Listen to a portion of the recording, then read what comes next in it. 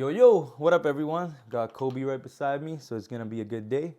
So, today I just wanna talk about my experience with ADHD, how I got diagnosed, what medications I took, what were side effects of the medication, if any, and what am I currently doing with my life in terms of my ADHD. So, I got diagnosed with ADHD in June of 2022, and it was quite a long process. I was studying for the MCAT, and I remember in the summer, in about April, I recognized that I really like the decision paralysis in the morning, where I would be like, oh, should I get up now or should I go make my breakfast? I could still go to the washroom. Oh, I gotta do skincare. I gotta do this. I gotta do that. I was really having a hard time making a decision in the morning for something, so I had decision paralysis. I thought that it was just normal, and the next thing I would lay in bed for hours. So that was the very first issue I had while I was studying for the MCAT. As I was not working at the time, I took time off of work just to study. So that was the biggest issue. The second issue I was having was that I would look at a screen and study. Because of my discipline, I would just sit there and look at the screen and read it. Although I wasn't really paying attention, my mind would wander at different places. But because I had been reinforced to this idea, just work harder, just be there, be more motivated, just concentrate better, all of those things, I was disciplined through reinforcement to just sit on the same place without touching my phone and all of that good stuff. And this is why my ADHD was very masked, like my symptoms were very masked. So for the third person outside, they couldn't see that I actually had ADHD. Although my mind was just jumping from place to place, thinking about basketball, thinking about like what can I do after I'm done studying, or like what kind of self-care stuff am I gonna do, or oh, they said this to me, I still have that in my mind. So all these things would just be rushing in my mind, and it was a lot. It was a lot. So I went to my family doctor in about April, and I let him know like these are certain things that I have issues with, and what do you think? And this guy started asking me questions about family history and all of that, and then he gave me a questionnaire. So seemed pretty obvious that he was leaning towards ADHD. So I finished the questionnaire, I brought it back the next appointment, and I told him, like, I don't have ADHD. Even if this says I do, I don't. I can sit for long periods of time. I've finished studying. If I'm at a doctor's office, I don't have to like go on my phone or fidget and stuff like that. I don't have ADHD. It's like impossible. And I could just never really recognize that I could have some deficit. And it was really hard for me to grasp that because I was always told that you just have to work harder. In order to do better, you just have to be more disciplined, blah, blah, blah. And that was kind of my picture of growing up. And I was physically even beaten up to be reinforced that way. So it was really hard for me to understand that I could have some deficit. So I talked to my family doctor, and then he diagnosed me, and we kept arguing back and forth. And I even asked for a clinical psychologist referral because I'm like, yo, you don't know anything. I didn't say it like that, but I was technically just talking a lot of trash to him. I'm like, yo, get me a proper consult. I don't believe what you're saying. So then he was referring me, and it was a 4-month wait for the clinical psychologist, and I didn't have that much time because I needed to figure out what's going on. So I talked to him about the medications. I asked a lot of questions about its dependency. Is it addictive? What are stimulants? It doesn't make sense if someone's hyperactive. Why do they need a stimulant? And then it made sense because then he started talking about how there's a deficit in motivation because we have lower dopaminergic receptors in our brain, so that your dopamine baseline like stimulation is just lower. So in order to like get that stimulation to a better level and reduce the hyperactivity that you're always chasing for stimulation, is through more dopamine in your brain. So he explained it, and it kind of started making sense. So I was like, okay, let me try this medication, and then I'll be back to you next week.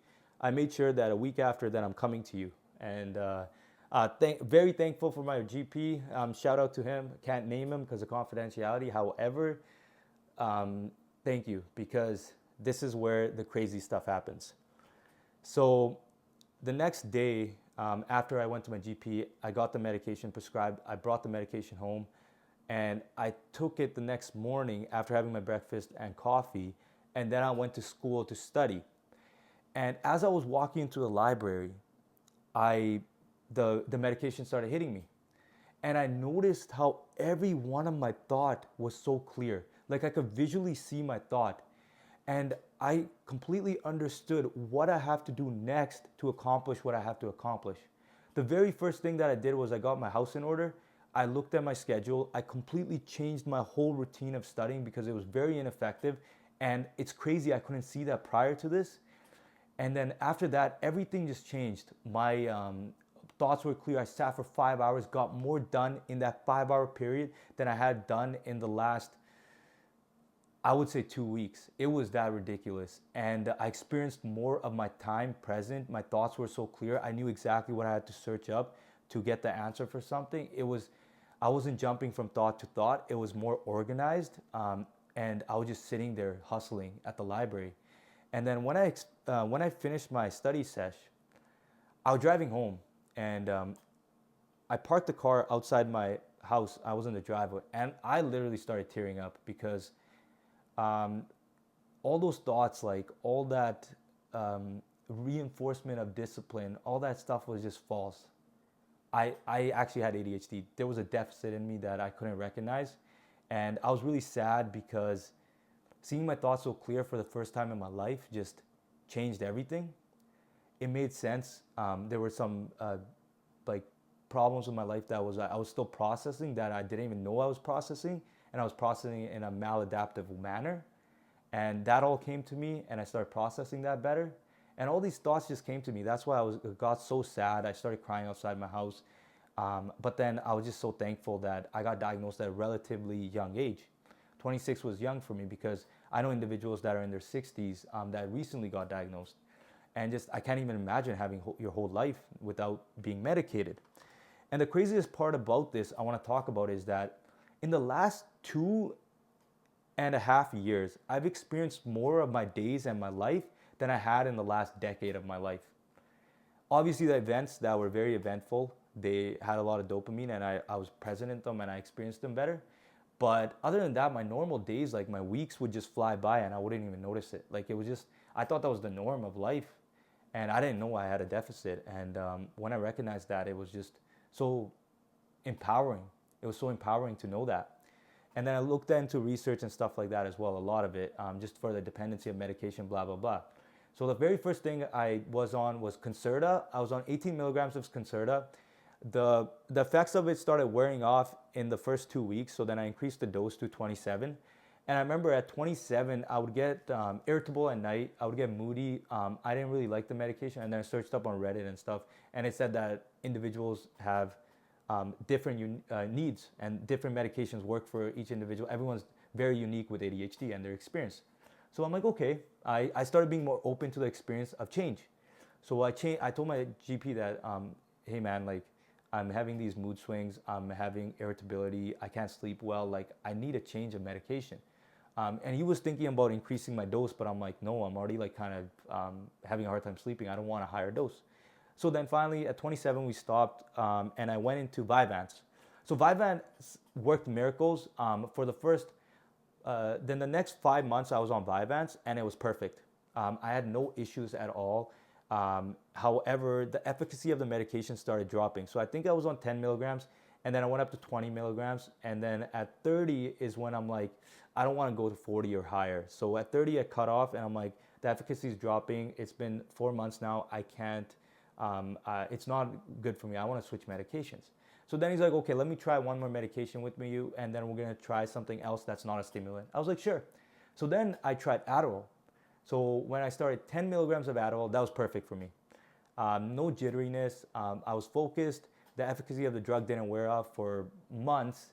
And I was able to actually use it as a tool to build habits that I needed to build so I can taper off the medication. And it actually worked. So fast forward now, I've been on 10 milligrams of Adderall for over a year now. And it's on and off though. Like on weekends or when I don't have to do anything, I don't go on the medication. And I'm only on medication when I don't sleep well, or I just have a really long day and it's gonna be, I need to focus until a late night, late into the day. So that's the only time I use it. Otherwise I don't. I honestly think it completely changed my life. I was able to build the habits that I was having difficulty building my whole entire life in terms of meditation. I saw the benefits of it. I saw the peer-reviewed research. I just couldn't, for the life of me, be consistent with it. And then with the medication, I made it consistent, and I was able to actually taper off of the medication from being consistent. However, I actually looked at a lot of peer-reviewed research recently, and I had read this before too. ADHD medication is actually good for individuals with. All right.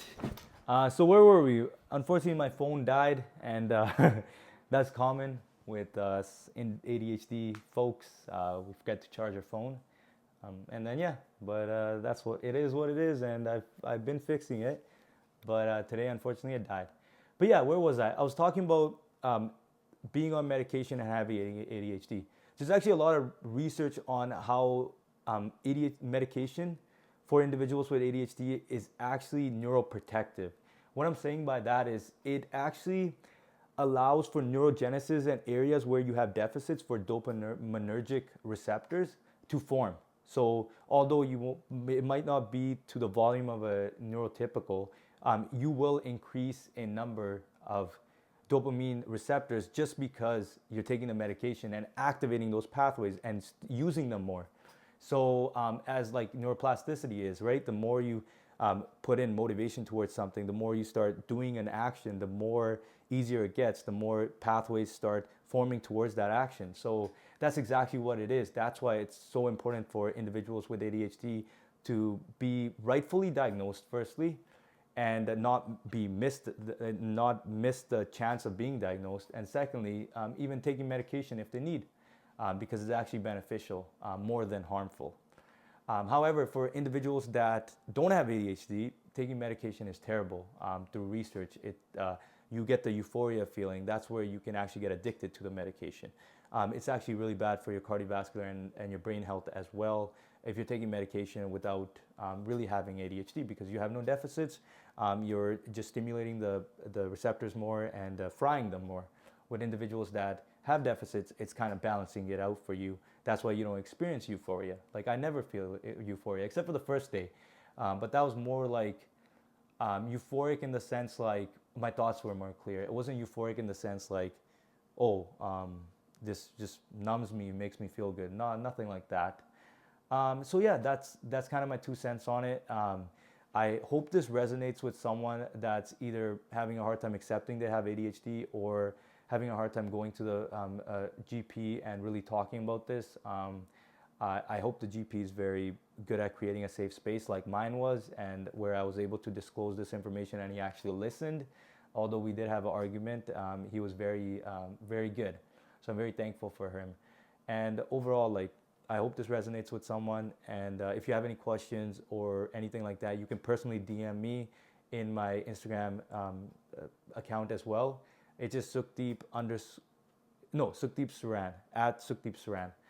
And I will answer any questions, and I promise you I will keep it confidential. I know this is tough. There's a stigma out there today too on ADHD, and it was very hard for me to just open up as well. But then I have a very supportive circle, and I want to be an advocate for other individuals that are struggling with this, and I want to be out there for them.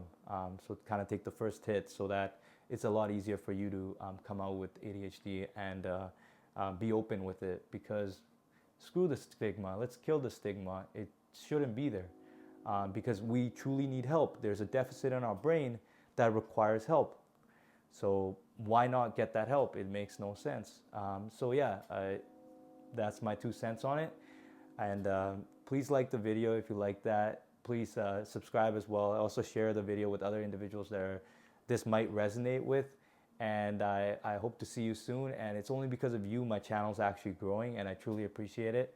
My true passion is in this channel of empowering other individuals to make the lifestyle choices, changes that they want to make to be their ideal self. That's kind of like my goal, to prevent health issues in the future and extend your health span, so the years of your life that you're disease free.